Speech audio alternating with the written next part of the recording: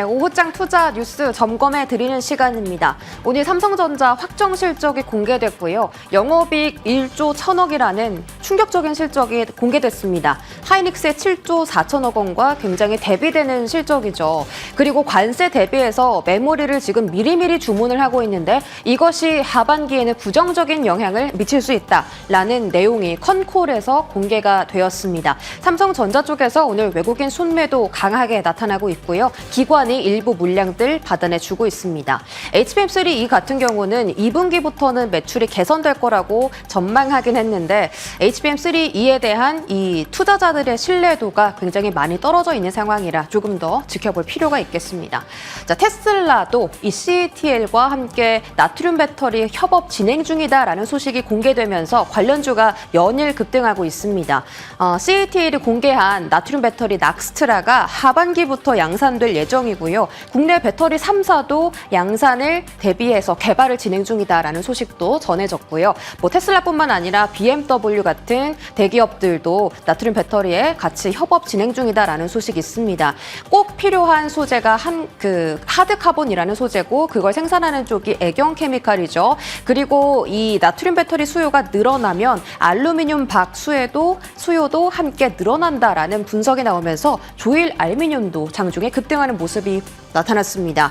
나트륨 배터리 관련주들 시세 현재 보면요. 애경케미칼이 11.9% 상승하고요. 나머지 종목들은 좀 부진한 흐름이 연출되고 있습니다. WCP도 나트륨 배터리 안에서는 굉장히 시세가 폭발적으로 나왔던 종목 중에 하나인데 오늘은 강보합권 유지되고 있네요. 다음 뉴스 체크하겠습니다. 트럼프 주니어가 오늘 방한을 했습니다. 재계 20명과 함께 내부적으로 회동을 가졌다고 하는데 신세계 정용진 회장을 포함해서 한화 삼형제랑도 조선과 신재생 쪽으로 협업을 논의했다라는 소식 전해졌습니다. 오후장에는 CJ 회장이 이 트럼프 주니어와 회동해서 이 K푸드와 관련해서 투자 전략을 논의했다라는 소식이 전해졌고요. 이러한 소식과 함께 CJ 시푸드가 장중 10% 급등했지만 이내 상승 물량을 전부 다 반납하는 흐름이 연출되었습니다. 단기 상승일 가능성도 함께 체크해드리고요. 다음 뉴스 넘어가겠습니다. 자, 가상자산 이슈가 지금 21대의 대선 주요 공약으로 꼽히고 있는 상황이고요. 어제 국민의힘 대선 후보 주자들이 결정이 됐습니다. 국민의힘에서 제7대 가상자산 과제를 발표를 하면서 오늘장에 서울옥션과 K옥션이 그 영향을 고스란히 받아가는 흐름이 연출되었죠. 거기다가 내일입니다. 내일 제4차 가상자산위원회가 개최가 될 예정이고요. 이러한 소식과 함께 조금 더 구체적인 내용이 나올지 뉴스를 좀 팔로우업 해보실 필요가 있겠습니다. 서울옥션이 18% 급등으로 오늘의 대장주, K옥션이 7% 급등으로 뒤따라가고 있습니다. 나머지 갤럭시와 머니트리라든지 위메이드, 우리가 잘 알고 있는 그 STO 관련 종목들이 조금 더 금요일에 추가적으로 꿈틀댈지 함께 체크해 보시죠. 자, 엔터주 쪽에서도 연일 좋은 소식이 들려오고 있습니다.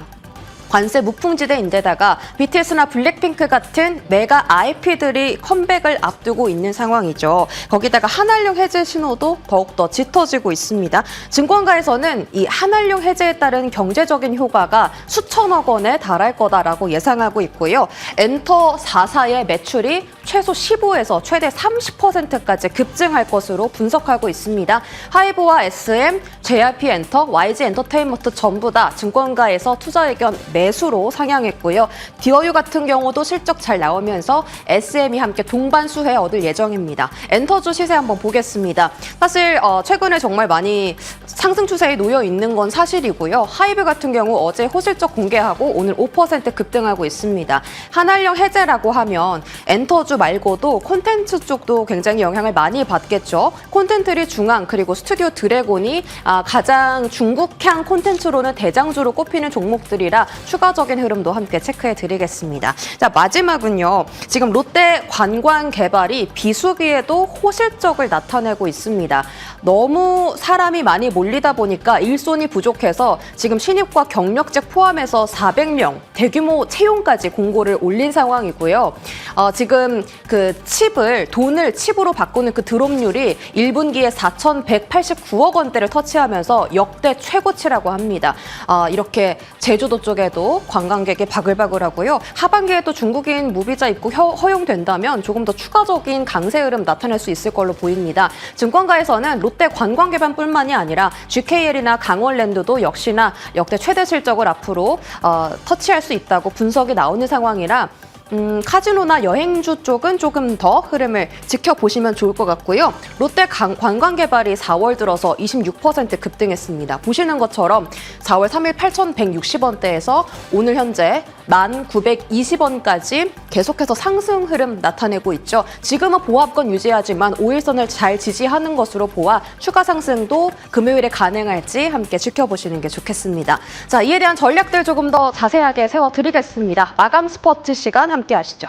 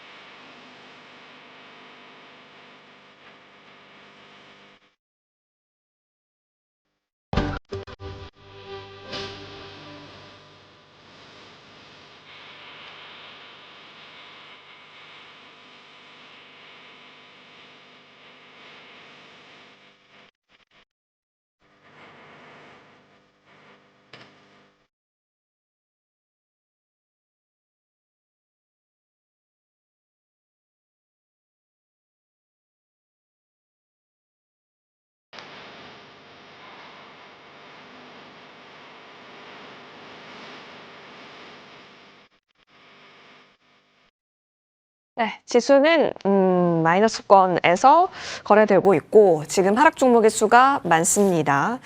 외국인 현물 나가고 있고요. 개인만이 현물 시장 담고 있습니다. 내일은 쉬는 날입니다. 휴장입니다. 5월 1일입니다. 일하시는 분들도 계실 텐데 두 분과 함께 이렇게 5월에 휴장이 많을 때는 조금 짧은 호흡이 요구되는지 이야기 나눠볼 게 많을 것 같아서요. 오늘 그 관점에서 스타트 해보겠습니다. 루크투자연구소 임순재 대표, 글로원 파트너스 이성웅 이사 나와주셨습니다. 두 분 어서 오십시오. 안녕하십니까? 네, 반갑습니다. 자, 첫 번째 종목 얘기할 부분은요. 일단 반도체 저희 점검하고 넘어가고자 합니다. 사실 그러니까요. 전망은 5조인데 발표된 영업이익이 6조더라 해서 시장의 예상을 웃돌았다라고 하지만 진짜 우리의 예상은 DS 부분을 봐야 되는 게 아닐까 싶고요. DS 부분으로 보시면 그러니까 반도체 부문입니다. 반도체 부문 보시면 1.1조입니다. 여러분 확인하셨겠지만 SK하이닉스가 얼마 전까지 7.4조 얘기 나왔었거든요. 좀 충격적일 수 있을 것 같다라는 생각이 들었고 오늘 시장 분위기를 보니까요. 삼성전자는 그래도 55,000원은 지켜주고 있습니다. 지금 세부 실적이 나오고 있네요. 반도체 부문 1.1조 확인이 됩니다. 임순재 대표님, 조금 안타깝기는 한데 오히려 이런 모바일 쪽에 있어서 기회를 보고 삼성전자를 본다라는 게 의미가 있나 싶긴 하네요. 일단 삼성전자 한다라고 하게 되면 모바일보다는 반도체를 봐야 되는 게 맞다라고 좀 생각을 하고 있고요. 일단 실적 자체는 잠정치가 그러니까 월 초에 나왔었기 때문에 오늘은 그렇게 큰 영향은 좀 없었다라고 보시면 될 것 같습니다. 대신 세부적인 사항을 본다라고 하게 되면 반도체 관련된 특히 이제 메모리 반도체가 19조 1,000억이라는 이제 매출을 기록을 했는데 이게 전년 대비 19% 정도 감소한 그런 모습을 보였습니다. 가장 큰 게 HBM의 판매가 감소했다라는 그런 이제 영향이 가장 크게 미쳤다라고 보여지고요. 반도체 사업 부분 관련돼서 전체적으로 보면 시스템 LSI 쪽은 그나마 조금 선방하는 그런 모습을 보였는데 파운드리 쪽은 여전히 부진세가 좀 이어지고 있다라고 보여지고요. 갤럭시에 대한 판매가 확대되면서 갤럭시 사업부인 이제 DX 부분이 상당히 좋은 이제 실적을 기록한 건 사실입니다. 그렇지만 판단 자체가 갤럭시보다는 반도체에 좀 더 포커싱이 맞춰져 있다라고 보시면 될 것 같고요. 오늘 같은 경우 좀 그러니까 전체적으로 이제 반도체가 조정을 받았었던 이유는 삼성전자보다는 미국의 이제 슈퍼마이크론의 이제 잠정 예측치가 좀 부진할 것이다라는 그런 얘기면서 AI에 대한 투자에 대한 우려감이 다시 좀 확대가 됐다라고 보시면 될 것 같고 그렇기 때문에 실적을 발표한 삼성전자보다는 SK하이닉스가 좀 더 낙폭을 키웠다라고 보시면 될 것 같습니다. 일단 반도체 관련된 부분은 상반기 중에는 좀 불확실성이 계속 좀 지속이 될 가능성은 좀 있다라고 좀 생각이 되는데요. 일단 미국 내에서 관세 부분, 그다음에 뭐 관세 부분이 여전히 뭐 확정돼 있지 않는 그런 상황이기 때문에 확정이 될 때까지 불확실성이 좀 지속이 될 걸로 예상이 되고 있고요. 그리고 이제 대중국 첨단 반도체에 대한 수출 규제에 관련된 사항도 여전히 잠복해 있다라고 보면 상반기에는 상당히 좀 부진세가 좀 더 이어질 가능성은 좀 있어 보인다라고 생각을 하고 있습니다. 다만 하반기 이후를 본다라고 하게 되면 최근에 이제 반도체 뭐 공급은 뭐 크게 드러난 건 아니지만 가격 자체는 조금씩 개선되고 있는 그런 모습을 좀 보이고 있기 때문에 하반기 이후에는 상반기보다는 좀 더 실적이 개선되는 그런 모습세가 이어지지 않을까라는 기대는 여전히 좀 남아 있고요. 다만 이제 그 전까지는 아마 좀 박스권 내에서 뭐 횡보하는 그런 구간이 좀 더 이어질 가능성이 있어 보인다라고 생각을 합니다. 그러게요. 이제는 박스 정도가 예상이 되는 거라면 누가 적극적으로 포지션을 사자 쪽으로 취할 수 있을 것인가는 또 별도의 논의가 될 것 같은데요. 자, 삼성전자 사실 이제 2분기에는 선제 주문량 때문에 아마 좀 좋아질 수 있는 효과도 있겠지만 그렇기 때문에 선제적으로 들어온 주문이기 때문에 하반기는 또 부진할 수 있다라는 우려를 지금 품고 있는 자리처럼 보여지기도 합니다. 이성우 이사님, 55,000원의 의미는 그럼 어떻게 되는 걸까요? 뭐 단가를 놓고 봤을 때 1분기 실적 같은 경우를 대입해 보면 뭐 크게 부담스럽지도 그다음에 여기에서 막 적극적으로 뭐 사야 하는 구간 뭐인 것도 아닌 상황이에요. 반도체 같은 경우는 다만 우리가 AI란 거를 접목해서 생각을 해보면 이 수요 같은 경우가 이번에는 관세 영향으로 미리 좀 재고를 확보한 측면이 있겠지만 뭐 AI에 대해서 캐펙스 논쟁 이런 게 있기는 하지만 뭐 이 방향 같은 경우는 반도체에게 유리하게 흘러가는 시점이에요. 고정가 같은 경우도 빠지지 않고 뭐 올라온 상황에서 유지가 되고 있다 보니까 생각을 할 점은 그러면 여기에서 추가로 가격 조정이 나왔을 때는 뭐 삼성전자 또는 뭐 HBM 관련된 종목들 같은 경우를 충분히 매수할 수 있으므로 열어두고 말씀을 드리고 지지 가격 같은 경우는 53,000원인데 아무래도 시장이 수렴해서 움직이는 특성이 있다 보니까 그 전까지 고려해서 시장 조정 나왔을 때 뭐 53,000원 정도 도달하면 그때는 매수를 할 수 있음을 열어둡니다. 53,000원 시장 조정과 함께 만약에 하방이 열리게 된다면 지지 라인을 잘 체크를 하셔야 될 것 같고 삼성전자 53,000원 부분에 여러분도 라인대 설정을 해두고 계시면 편하겠습니다. 두 분의 의견 정리 종합하겠습니다. 일단은 삼성전자는 멀리서 바라볼 수밖에 없는 매크로 상황이라는 점 다시 한번 확인이 되고요. 이어서 오늘 좀 실적이 잘 나온 곳이 있습니다. 키움증권으로 넘어가겠습니다. 자, 사실상 키움증권은 관세에 있어서도 사실 증권주는 뭐 딱히 피해가 있는 쪽도 아니고 실적 잘 나왔죠. 정책이라고 본다면 코스피 5천 간다고 했다. 그리고 넥스트 트레이드라고 하는 대체거래소를 통해서 개인의 거래 대금이 늘었다. STO라고 하는 법제와 기대감이 들어온다면 웃을 수 있는 쪽은 증권사다. 지금 여러 가지 우주의 기운들이 또 증권사를 향해 가는데 그래서인지 많이 올라와 있습니다. 그러면 더 갈 수 있는 것인가를 우리는 예측을 해봐야 될 것 같은데 어떤 평가 주십니까? 네, 뭐 키움이 이제 실적이 나왔는데 실적은 작년보다 좀 약한 그런 모습을 보였습니다. 그렇지만 시장 예상치를 이제 상회를 했기 네. 때문에 좋은 실적이다라는 반응이고요. 특히 뭐 내용을 본다라고 하게 되면 매출은 큰 폭으로 증가를 했습니다. 뭐 38%. 그러니까 그만큼 거래 대금 많이 좀 증가를 했다라고 보여지고요. 다만 이제 판관비가 급증을 하면서 관련된 뭐 영업이익은 좀 감소하는 그런 모습을 보였는데요. 그 중에서 이제 해외 주식 거래 수수료가 많이 증가를 했다라는 네. 겁니다. 그러니까 그만큼 국장보다는 또 해외로 나가신 뭐 미장이나 뭐 이쪽으로 나가시는 분들이 좀 많았다라고 보여지고요. 이에 따라 수수료도 이제 전년 대비 81% 증가하는 그런 모습을 보였습니다. 일단 뭐 증권주 관련돼서는 가장 중요한 게 이제 거래 대금이 얼마만큼 이제 확보가 되느냐라는 부분인데 뭐 최근 들어 이제 기준금리가 계속 인하될 가능성에 대한 부분도 있고 그러다 보니까 이제 개인들의 주식 투자가 좀 활발히 이루어지는 측면이 있습니다. 특히 조금 전에 말씀하셨듯이 이제 대체거래소의 개설로 인해서 그만큼 거래 대금이 증가했다라는 건 분명히 증권주에는 긍정적으로 영향을 미칠 수 있다라고 보여지고요. 여기에 이제 지금 대선 국면에 접어들면서 각 당의 후보들이 또 이제 증시를 부양하겠다라는 뭐 여러 가지 정책 그죠. 관련된 또 얘기들이 나오니까 그런 부분을 같이 감안한다라고 하게 되면 뭐 증권주 관련돼서는 뭐 그렇게 나쁜 얘기는 없다라고 생각이 되고 있는데요. 다만 이제 실적 측면에서 보면 과연 이런 호조세가 과연 연속적으로 이어질 수 있겠느냐라고 보면 아직까지는 좀 더 지켜보셔야 되지 않을까. 아직 좀 봐야 될 사항들이 좀 많이 있다라고 보여지고 특히 최근 들어 좀 동안 급등을 한 측면이 있습니다. 특히 4월 달 들어 급등을 했는데요. 그런 걸 하면 일단 조금은 조정받는 그러니까 기간 조정이 조금 필요한 시점 아닌가라는 개인적인 좀 생각을 해보고 있습니다. 왜냐하면 단기적으로 막 올랐을 때 그땐 조용히 올랐거든요. 네. 근데 이제 저희도 방송에서 다루고 있고 모두가 보고 있다라는 것은 이제 증권 쪽으로 시선을 두고 더 갈까에 대해서는 이제 좀 승부처가 많이 생겼다라는 점처럼 보여질 수는 있겠습니다.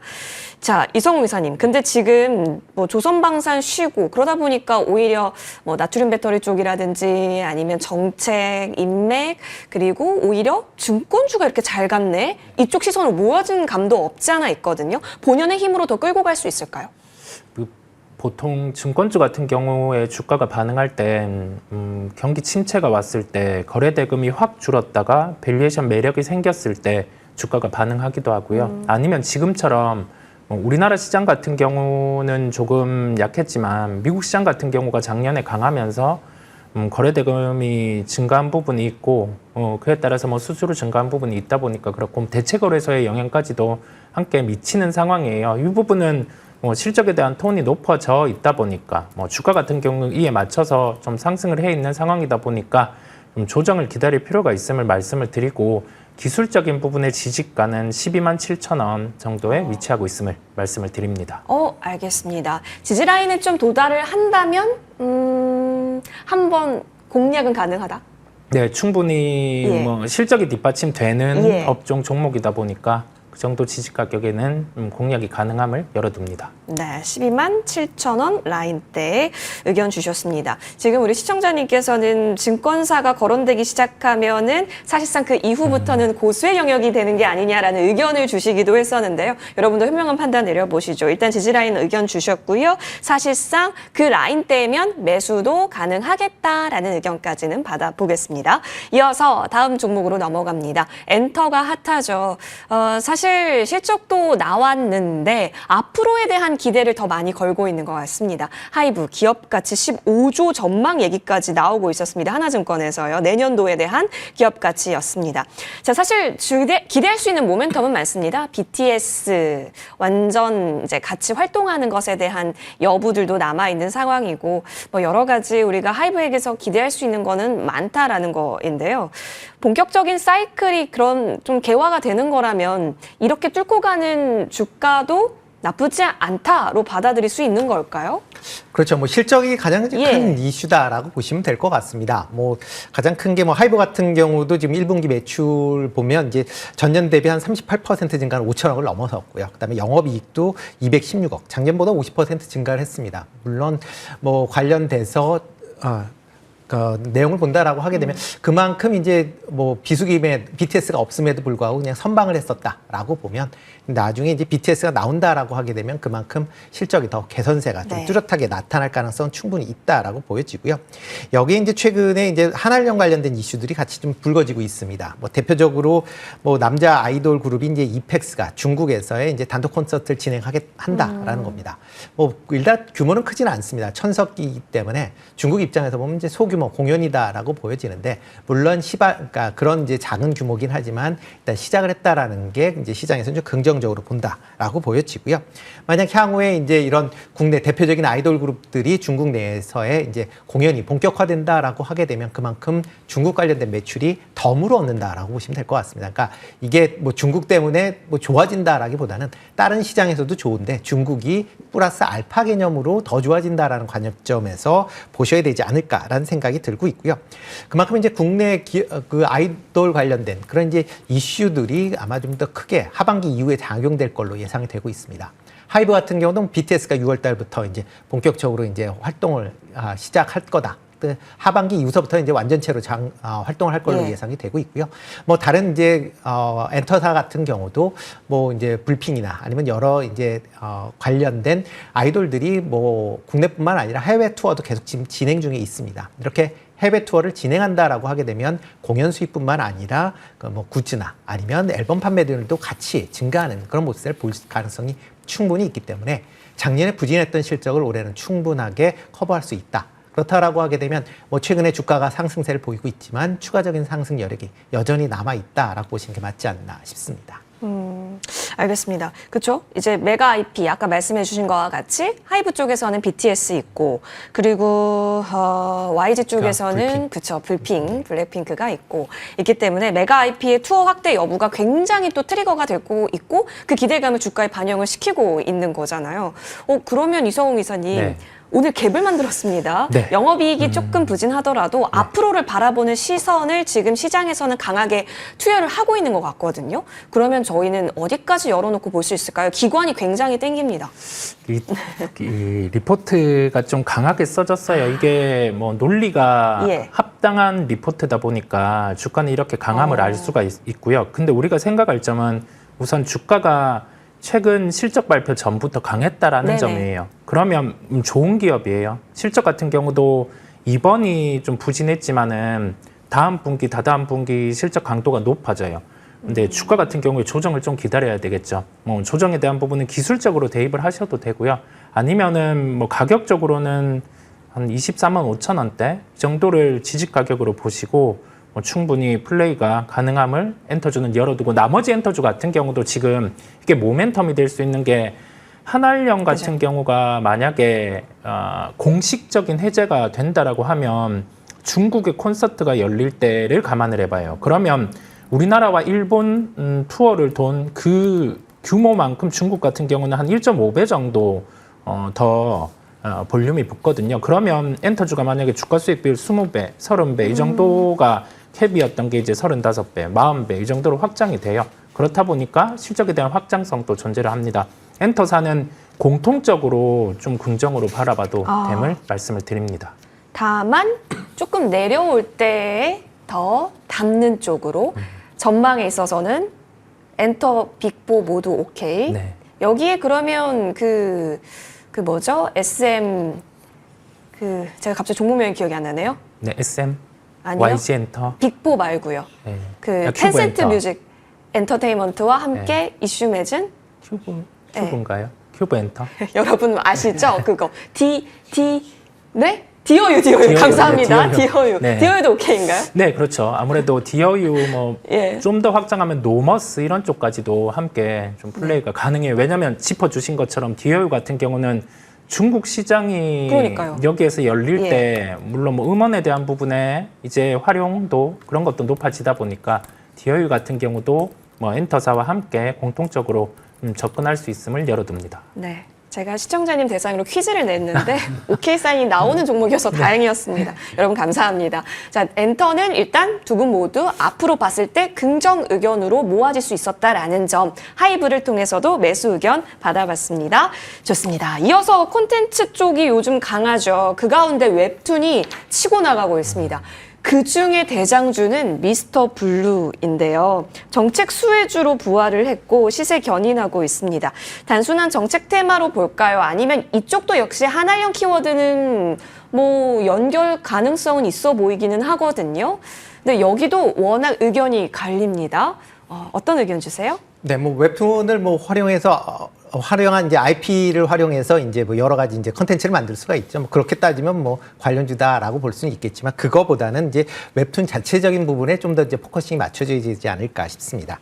특히 정부나 지방자치단체에서 최근에 이제 웹툰과 관련된 아니면 관련된 이제 부분에 대해서 뭐 지금 지원을 확대하고 있는 그런 상황입니다. 특히 뭐 정부 입장에서도 지금 국제 공동 제작 시의 제작 일부를 환급해주는 그런 이제 인센티브를 추진하겠다라고 지금 얘기를 하고 있는 그런 상황이고요.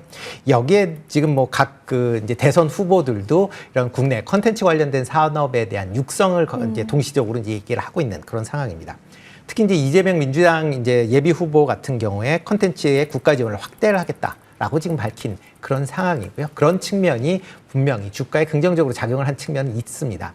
그렇지만 이제 그것 말고 정책적인 부분을 빼고 그럼 과연 실질적으로 이 해당 기업들의 실적이 개선될 수 있느냐라고 보면 아직까지는 조금 더 지켜보셔야 되지 않을까라는 생각을 해보고 있습니다. 특히 웹툰 시장에서의 글로벌 경쟁이 상당히 좀 격화되고 있는 그런 상황입니다. 물론 웹툰 IP를 통해서 다양한 컨텐츠를 만든다라고는 하지만 그거 말고 웹툰 자체의 경쟁력도 어느 정도 확보를 해야 되는데 이 시장에서의 경쟁이 상당 부분 격화되고 있다라고 보여지고요. 그리고 지금 이제 웹툰 관련된 종목들 보면 다 시가총액들이 작습니다. 그러니까 작기 때문에 이게 뭐 일부 투자자들에 의해서 주가가 급등락하는 변동성을 상당히 키울 수 있는 거고요. 지금 최근에 미스터 블루 같은 경우도 급등락이 계속 지금 이어지고 있는 그런 상황이거든요. 그러니까 그만큼 지금 뭐 이게 뭐 향후에 정책적으로 에 대한 수혜는 기대될 수는 있겠지만 지금 당장이다라기보다는 관련된 내용들이 실질적으로 예산이 집행이 되거나 아니면 관련 법안이 통과된 이후에 보셔도 늦지 않지 않나라는 생각을 해보고 있습니다. 예. 그러게요. 지금 미스터 블루 우리 지금 다루고 있는 시총, 이 종목의 시총은 1,350억 정도 되고 있는 종목인데 사실 그간 계속 꼬리를 달면서 움직였었던 종목이기도 한데 오늘 이렇게 흐름이 나왔고 거래 대금도 어느 정도 실려 있습니다. 이슈와 함께, 뉴스와 함께요. 그러면 새로운 게 사실 없다라는 측면에서는 조금 이제는 빠져나올 오늘인가 싶긴 하거든요. 이성우 이사님께서는요? 거래 같은 경우가 이제 뭐 최근에 터지고 있는 상황이다 보니까 맞아요. 그런데 고점은 또 못 넘기고 그죠. 있는 상황이에요. 뭐 어느 정도 가격이 올라오면 매도하려고 하는 심리가 더 강하다라는 거거든요. 오늘 같은 경우도 좀 돌파를 못한 상황이다 보니까 뭐 지지가는 1,400원 정도에 위치하고 있기는 해요. 그런데 여기에서 대량 거래를 수반하면서 밀리면서 뭐 지지가에 도달한다 했을 때는 매수를 하지 마시고요. 고점에 대해서 이렇게 시세가 날 때 그때 돌파를 못하면 좀 차익 실현 대응을 하고 다시금 구간을 기다리는 게 낫다라는 말씀을 드립니다. 그런 의미로서 그 지지 라인을 1,400원 정도로는 보고 계신다라는 점 보유하신 분 그리고 관심 있으신 분들께서는 체크하시면 좋겠습니다. 미스터 블루는 지금 막 적극적인 포지션은 아니고요. 때를 기다리거나 아니면 다른 섹터에 있어서 힘 있는 쪽을 좀 바라보는 것으로 정리하겠습니다. 자, 이어서 이쪽으로 넘어가 봅니다. 비만 치료제 쪽에서 안 움직였던 이 종목이 드디어 때가 왔는가. 한미약품 움직이기 시작합니다. 한미약품이 이제 사실 또 IR도 5월 중에 있을 거예요. 관련해서 또 어떤 얘기가 나오게 될까 기대가 되고 D&D 파마텍과 함께 한미약품 지금 현재 급등 시세 나타나고 있습니다. 그러게요. 다시 최근에 비만 쪽에 있어서 경구약이 좀 그 깃발을 꽂았죠. 이후에 비만 쪽으로 시선이 확 모여져 있습니다. 관련해서 한미약품도 한 차례 비만주가 갈 때 이 종목도 좋아요 했었던 때가 있었는데 잊혀졌거든요. 지금은 다시 볼 때 맞나요? 일단은 뭐 비만 치료제 관련된 부분도 물론 있겠지만 오늘같이 움직인 경우는 이제 실적이 발표가 그죠. 됐기 때문에 그 영향이 제일 크지 않을까 네. 싶습니다. 일단 뭐 지금 자회사 부진으로 해서 연결 기준 실적은 좀 부진한 그런 모습을 보였는데 그 한미약품 자체로만 보면 실적의 상당 부분 좀 개선되는 그런 모습을 보였고요. 특히 영업이익이 전년 대비 이제 20%, 19% 증가한 이제 470억을 기록을 하면서 시장 내에서의 관심도를 좀 키웠다라고 보시면 될 것 같습니다. 특히 이제 수출 부분이 이제 상당 부분 좀 개선이 되는 그런 모습을 보였는데요. 작년보다 한 47% 증가한 그런 이제 수출량을 보이면서 아마 이제 향후에 수출에 대한 그런 기대감도 같이 나왔다라고 보시면 될 것 같고요. 이번에 이제 미국 암학회가 이제 진행이 됐는데 여기서 이제 11건의 이제 비임상 연구 결과를 이제 공개를 했습니다. 그중에서 일부 이제 파이프라인 같은 경우에는 기술 수출 가능성도 같이 좀 이제 시장에서 내비쳤기 때문에 그런 부분이 이제 지금 시장에 영향을 좀 미쳤다라고 보시면 될 것 같고요. 뭐 비만 치료제, 뭐 경구용, 그러니까 지금 계속 이제 경구용이나 아니면 뭐 장기 효력성, 뭐 여러 가지 이제 비만 치료제들이 나오는 그런 상황이기 때문에 뭐 아직까지 시장이 초기 단계여서 관련돼서 뭐 시장을 확 잡고 있는 그런 이제 의약품이 없어서 향후에 비만 치료제에 대한 기대감은 여전히 남아 있다라고 보시는 게 맞지 않을까 싶습니다. 그렇습니까? 자, 한미약품. 근데 사실 지금 비만주는 한미약품보다 아까 전에도 보셨다시피 D&D 파마텍, 인벤티지랩 이쪽에 있어서의 시장의 관심 반영도가 더 세서요. 한미약품의 수급은 사실 안정적이거든요. 기관 쪽에서의 드라이빙이 좀 많이 포착이 되긴 하는데 주가가 과연 그 많은 매물벽을 뚫고 갈 수 있을까가 고민이거든요. 점검해 주신다면요. 보통 그 비만 관련된 종목이나 아니면 기타 재료가 있는 종목들이 움직일 때 선제적으로 움직인 종목들 외에 나머지 종목들이 움직일 때는 순환매 끝국면인 경우가 있어요. 그래서 우리가 생각할 점은 뭐 심리적인 면에서는 순환매 끝국면에 도달했다라고 할 수 있고 다만 이 재료가 마무리된 게 아니다 보니까 우리가 초점을 맞출 것은 시장에 대해서 뭐 어떤 물질에 대해서 침투가 나타났을 때 그때 재료 무게가 더 큰 쪽 같은 경우를 주목할 필요가 있겠어요. 그래서 좀 시세가 뒤에 난 종목을 보기보다 기존의 메인 처음에 시세가 시작된 종목 같은 경우를 캐치해서 보시면 되겠습니다. 역시 이제 초기 국면에서 진입하는 것이 어떤 이슈가 나왔을 때는 가장 좋긴 한데요. 한미약품 일단 실적과 함께 움직임이 나왔고 결국엔 지지라인을 잘 공고히 다지는지를 보면서 추세를 이어가는지 체크하시면 좋을 것 같습니다. 정리하겠습니다. 한미약품은 두 분 모두 일단은 긍정적으로 볼 수 있는 면이 없지는 않습니다. 챙겨보시면 좋겠고요. 이어서 소금 배터리, 나트륨 배터리가 이제 최근 들어서 CATL의 그 뉴스와 함께 완전한 재료를 갖다 주었습니다. 그리고 단연 대장인 애경케미칼이 오늘도 VI가 있었던 만큼, 발동이 걸렸었던 만큼 대장주로서의 최근의 추세를 이어가고 있고 참 거래량이 계속해서 꾸준히 올라가고 있는 종목이에요. 그만큼 거래 회전도 굉장히 쭉쭉 되고 있는 종목인데요. 2차 전지 내에서 나트륨 배터리에 모인 최근의 이 수급 좀 어떤 의미가 궁금하기도 하고요. 정말 본연의 가치에 지금 집중을 하고 있는 것인지 아니면 잠시 현재 구간 시장에서의 대피처의 섹터인지가 궁금하네요. 뭐 국내 투자자들이 2차 전지에 관심이 많으시니까 그래서 네. 뭐 이제 소디움 배터리가 나오면서 그쪽으로 이제 관심을 좀 가지신다라고 보여지는데요. 이거는 테마로 보시는 게 더 맞지 테마로요? 않을까 싶습니다. 지금 뭐 CATL이 지금 소디움 배터리를 2세대를 공개를 했습니다. 지금 CATL은 1세대 소금 배터리는 양산을 하고 있습니다. 지금 이제 중국 장사에서 양산 공장을 갖고 있기 때문에 뭐 CATL뿐만 아니라 몇 개의 중국 배터리 업체가 소듐 배터리를 공장을 갖고 있다라고 보시면 될 것 같고요. 그렇다라고 하게 되면 중국 내의 이런 소듐 배터리에 관련돼서 밸류 체인이 전부 다 완성이 됐다라고 보시면 되겠습니다. 그렇다라고 하게 되면 국내 업체가 소듐 배터리를 진출하려면 국내 2차 전지 업체들이 소듐 배터리를 만들어야 된다라고 보시면 될 것 같고요. 그러려면 지금 뭐 여러 이제 그러니까 그 2차 전지 업체들이 얘기를 하고 있는 게 2030년 이후에나 지금 소듐 배터리가 양산화될 걸로 예상이 되고 있습니다. 그러면 애경케미칼이 뭐 지금 하드 카본이라는 음극재 소재를 갖고는 있지만 이거를 매출에 반영하는 건 2030년도 이후입니다.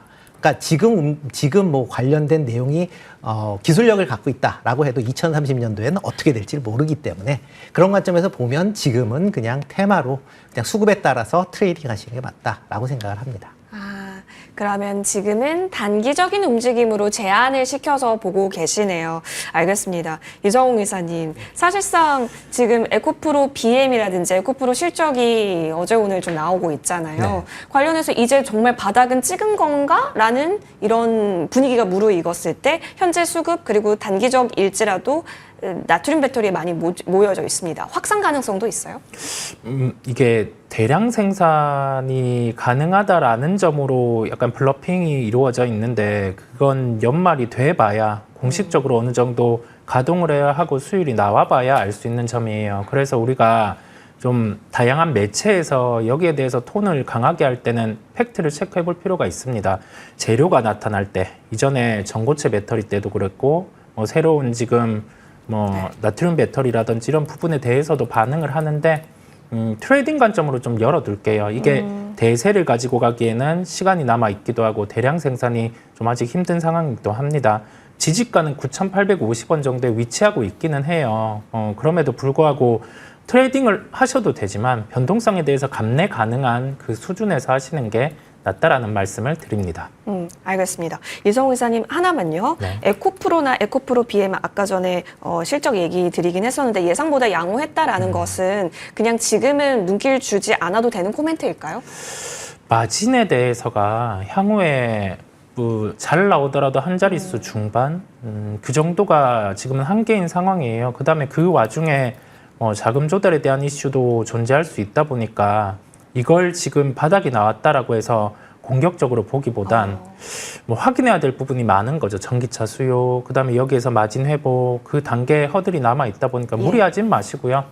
시장이 반등 나올 때 반응할 수 있는 정도로 열어두고 보시면 되겠습니다. 일단 체크는 해두되 네. 역시나 적극적인 포지션은 아직인 것으로 신호 주셨습니다. 애경케미칼까지 저희 나트륨 배터리 정리가 되었습니다. 지지라인 9,850원으로 잘 체크를 해두시면 좋겠습니다. 두 분과 함께 마감 스퍼트 도움 말씀 들어봤고요. 오늘 함께해 주셔서 대단히 고맙습니다.